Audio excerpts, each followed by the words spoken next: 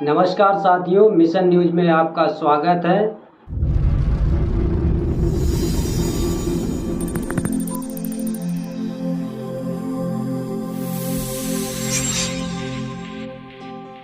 जो आज का जो मुद्दा है, अहम मुद्दा है, जो बिहार में सरकार में उथल पुथल हुई है। सरकार गिरने के बाद दोबारा सरकार बनी है और नेशनल मीडिया जो चला रही है कि अगर विपक्ष नीतीश कुमार जी को 2024 में अगर नेता बनाती है, नेता प्रतिपक्ष, तो उसके लिए क्या अन्य प्रदेशों में प्रभाव पड़ेगा या सिर्फ बिहार तक नीतीश जी सीमित रह जाएंगे।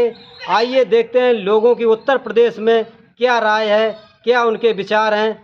चलिए बात करते हैं, भाई से बात करते हैं कि उनके विचार में क्या है, जो बिहार और उत्तर प्रदेश या अन्य राज्यों में क्या प्रभाव पड़ेगा नीतीश जी का, उसके बारे में अपने विचार रखिए।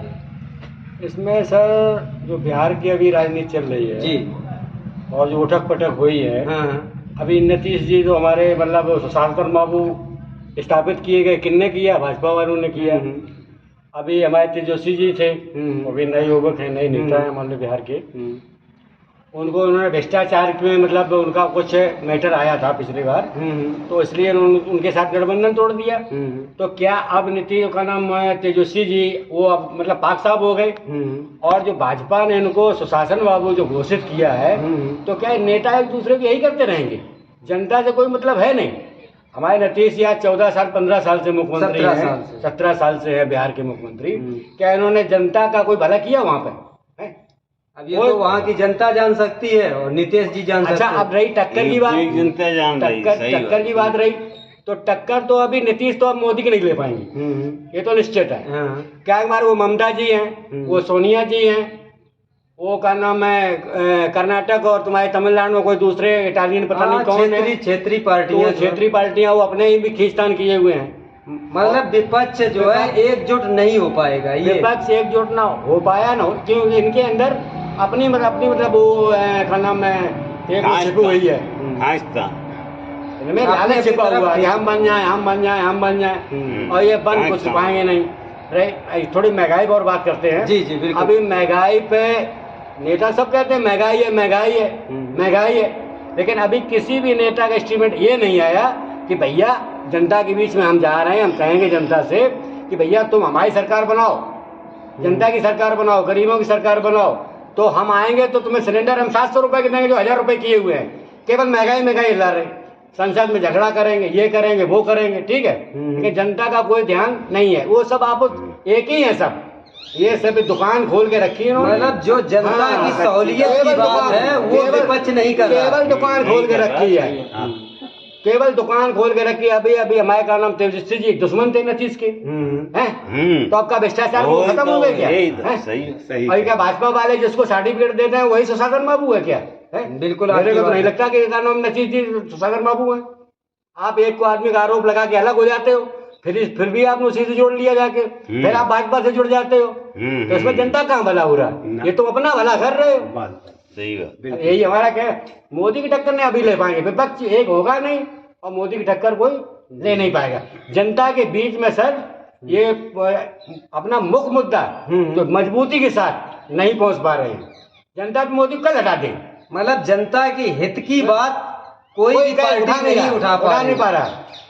चलिए, बहुत अच्छी बात है। तो ये हमारे सुरेंद्र भाई थे जिन्होंने बेबाकी से अपनी बात रखी। आइए हम गिरीश शिखरवार जी से बात करते हैं। सर, आपका जो इस उठक पुठक राजनीति में क्या विचार है? क्या नीतीश जी अन्य राज्यों तक पहुंच पाएंगे या बिहार तक ही सीमित रह जाएंगे? क्योंकि जो नेशनल मीडिया चला रही खबरें कि अगर विपक्ष ने नेता बना दिया नीतीश जी को तो मोदी की राह कठिन हो जाएगी। आपको क्या लगता है? बताएं, अभी जो बिहार में जो कुछ हुआ जी, वहाँ तो तात्कालिक परिस्थितियाँ थी। वहाँ पे अगर मतलब 1-2 दिन का भी समय हो जाता तो हमारे ख्याल से नीतीश की पार्टी ही रहने वाली नहीं थी। तो वहाँ तो तात्कालिक रूप से हुआ। आपने जो सन 24 के लिए पूछा है 2024 में, तो वो अभी न तो नीतीश जी उसके लिए तैयार हैं और न ही उनके पार्टी में भी ऐसी कोई चर्चा है कि 24 में उनका कुछ होना। वैसे हम आपको सब लोगों से मेरी इतर राय है कि इस समय जैसी परिस्थिति चल रही है पूरे देश में, किसी भी राजनीतिक दल में खुद में ये ताकत नहीं है, क्योंकि अधिकांश राजनीतिक दल के जो नुमाइंदे हैं वो सभी बहुत दिन तक शासन किया उन लोगों ने, कहीं भी रहे हों, चाहे राज्य स्तरीय दल रहे हों या केंद्र स्तर पर रहे हों, इन लोगों ने भ्रष्टाचार में लिप्त रहे। तो इस समय जो पूरी केंद्र सरकार की जो ताकत है वो भ्रष्टाचार को ही मुख्य मुद्दा बनाए हुए।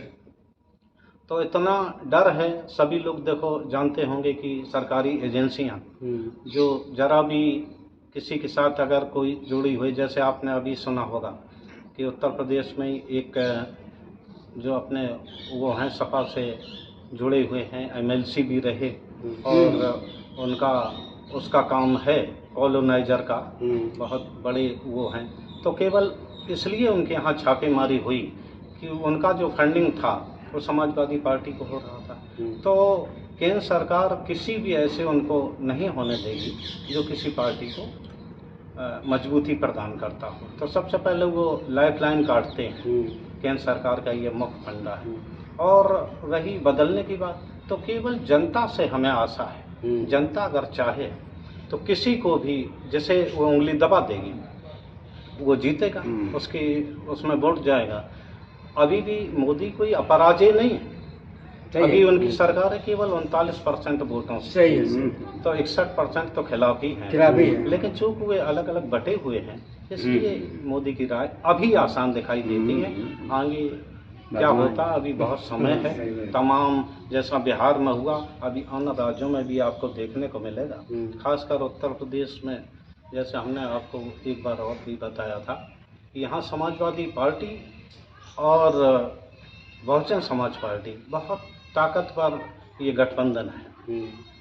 तो इतना मतलब उन्होंने डरा रखा है केंद्र ने कि मायावती जी केंद्र के खिलाफ बोलने को तैयार नहीं, वो केवल ट्विटर पे बोलती हैं। तो जब तक मतलब सब दल अगर जैसे मिल जाएं और नेतृत्व किसी का भी न रहे, अगर सब हो जाए फिर बाद में हो जाएगी। कई बार ऐसी कोई चेहरा नहीं रहा, जनता पार्टी की जब सरकार बनी कोई चेहरा थोड़ी था भाई, सब लोग लड़े, अलग अलग लड़े, और जब बाद में सब लोग जीत गए तो मिलकर सरकार बनी।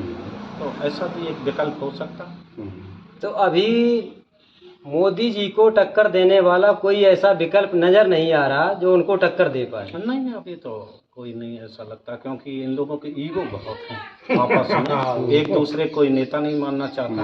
अब जबकि हम अभी भी बताते हैं परिवर्तन तब होगा जैसे कांग्रेस अगर धुरी बने, उसका पूरा देश में कांग्रेस का वो है, लेकिन बड़ा वो है कि कांग्रेस को सब लोग उनसे समर्थन लेना तो चाहते लेकिन उनको देना नहीं चाहते।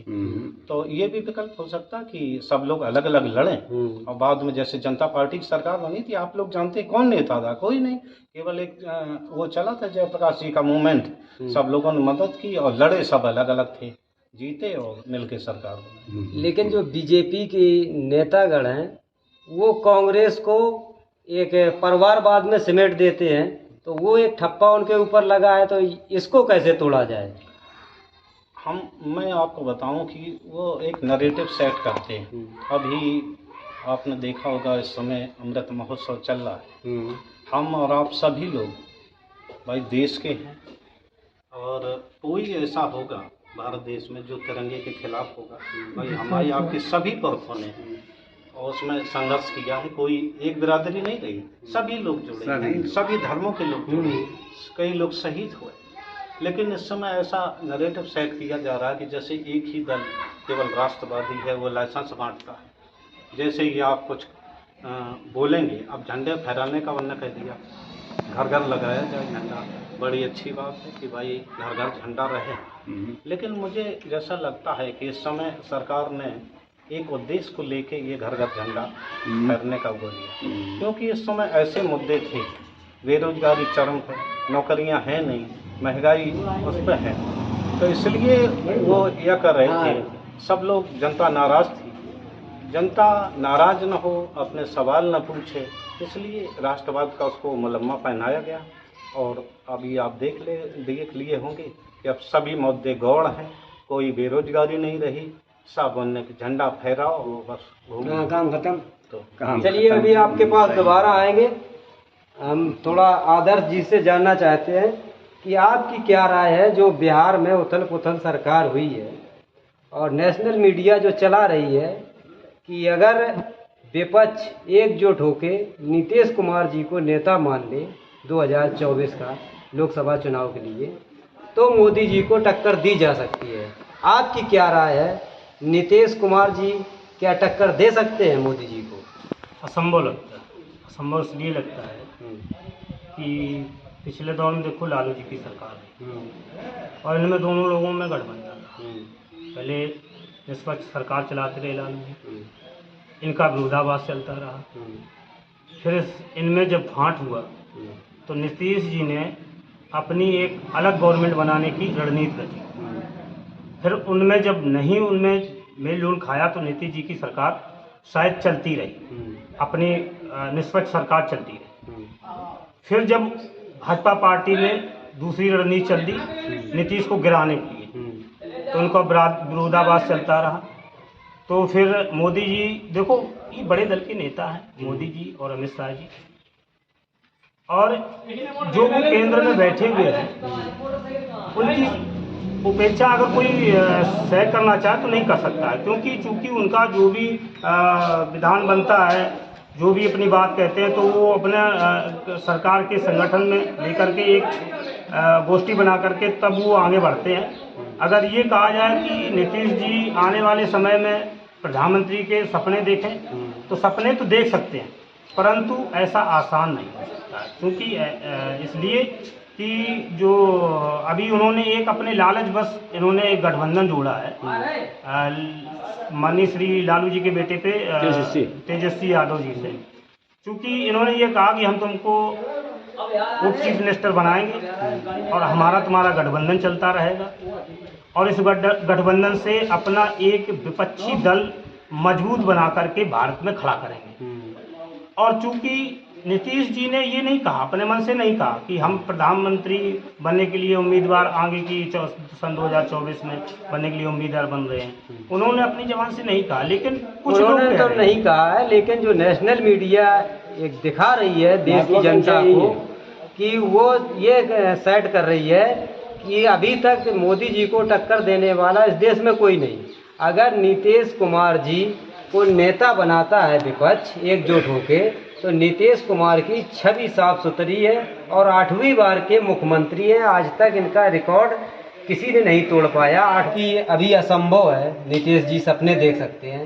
तो क्या सन 2014 में जो प्रधानमंत्री बने थे मोदी जी, 14 वाले वही पुनः 24 में क्या बन पाएंगे, ऐसा आपको लगता है? मोदी जी बिल्कुल बन सकते हैं, चूंकि इसलिए बन सकते हैं इनका भारत में बहुत बड़ा वर्चस्व है, जनाधार है और जनता गुमराह तो हो जाती है भारतीय जनता पार्टी से, लेकिन पता नहीं क्या जादूगर है प्रधानमंत्री जी, पता नहीं क्या लगता है मुझे। और ऐसी भारत में जादूगिरी छोड़ देते हैं कि अभी फिलहाल में सरकार बनते बनते तो बन जाती है, जब सरकार का थोड़ा आधा समय जब गुजरता है तब जनता त्राह त्राह बोलती है कि मोदी जी बहुत महंगाई किए हैं और मोदी जी बेरोजगारी बहुत किए हुए हैं और क्या होगा, अब तो देश बर्बाद हो रहा, देश को बेचे डाल रहे हैं। तो जो नए युवक आ रहे हैं, नए युवक तो कुछ लोग तो मुझे मेरा मानना है कि 50% लोग ये कह रहे हैं कि मोदी जी बहुत अच्छा कर रहे हैं, भारतवर्ष में बहुत अच्छा टेक्नोलॉजी ले आए, अदर कंट्री से मान लो जो वहाँ टेक्नोलॉजी चल रही है वो हमारे भारत में लागू कर रहे हैं। तो 50% तो मेरा मानना है कि जो नए युवक हैं वो कह रहे हैं मोदी जी ठीक कर रहे हैं, 50% लोग ये कह रहे हैं कि मोदी जी देश को बर्बाद कर रहे हैं, देश को बेचना चाह रहे हैं।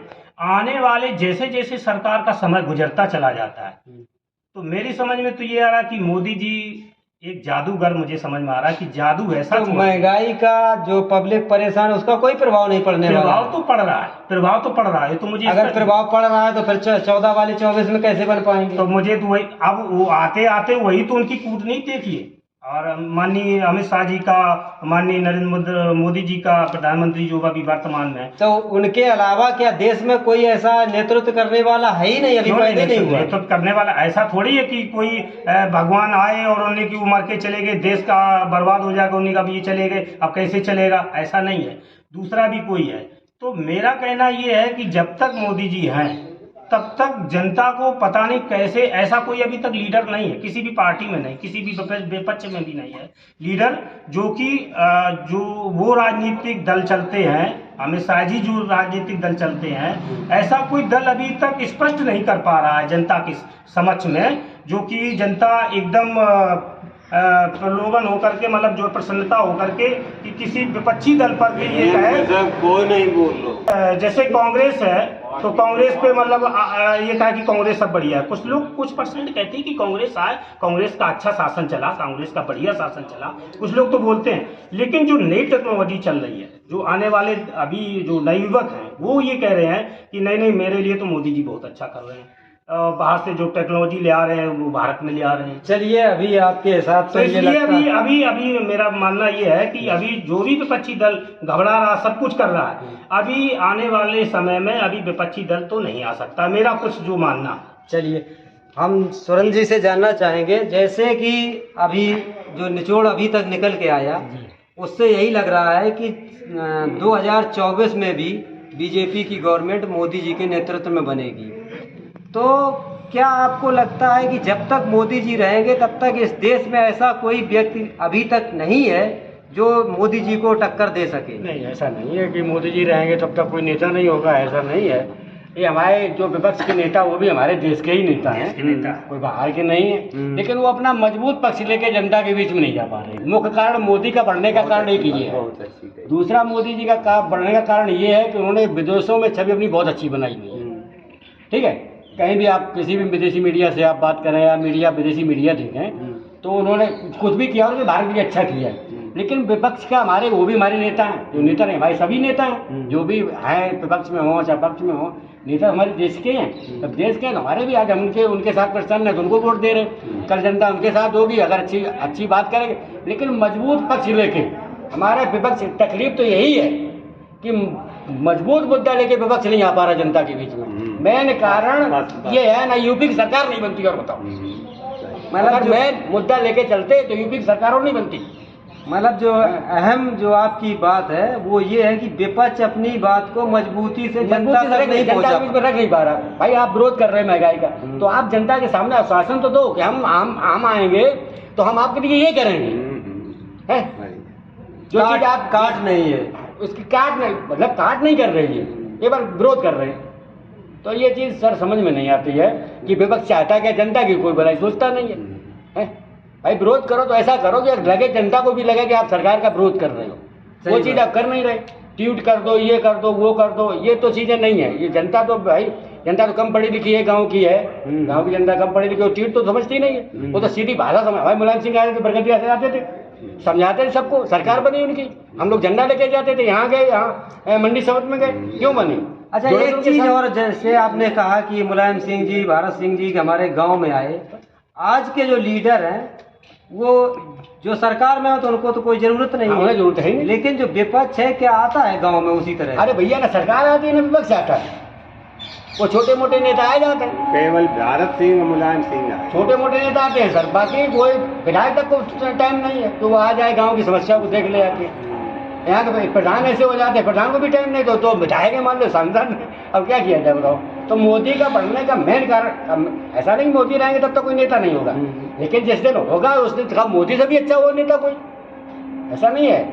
मेन जो अहम जो बात है यहाँ की मुद्दा है वो यही है कि विपक्ष जो है जनता तक अपनी बात को पहुंचा नहीं पा रहा, बस सीधी सी बात। चलिए, एक हमारे साथ महबूब जी हैं, पर्सनल है, कुछ भी चलाओ तो अपना कुछ भी कर। नमस्कार साथियों। तो हम लोग आज बहस कर रहे थे, चर्चा कर रहे थे, जो बिहार में सरकार में उथल पुथल हुई, सरकार गिरी दोबारा बनी, नेशनल मीडिया जो चला रहा है कि अगर नीतीश जी को विपक्ष नेता मान ले तो मोदी जी को टक्कर दी जा सकती है, लेकिन मुझे यहाँ उत्तर प्रदेश की जनता से ऐसा नहीं लगता है कि नीतीश जी टक्कर दे पाएंगे। विपक्ष अगर मान ले नेता तब भी नहीं दे सकते हैं, ऐसा यहाँ पर महसूस हुआ है। इसी के साथ मैं इस वीडियो को समाप्त करता हूं और कैमरामैन गोविंद सिंह राजपूत के साथ दिनेश चंद, ढिकियापुर कंचौसी, औरैया, उत्तर प्रदेश। जय हिंद, जय भारत, जय संविधान।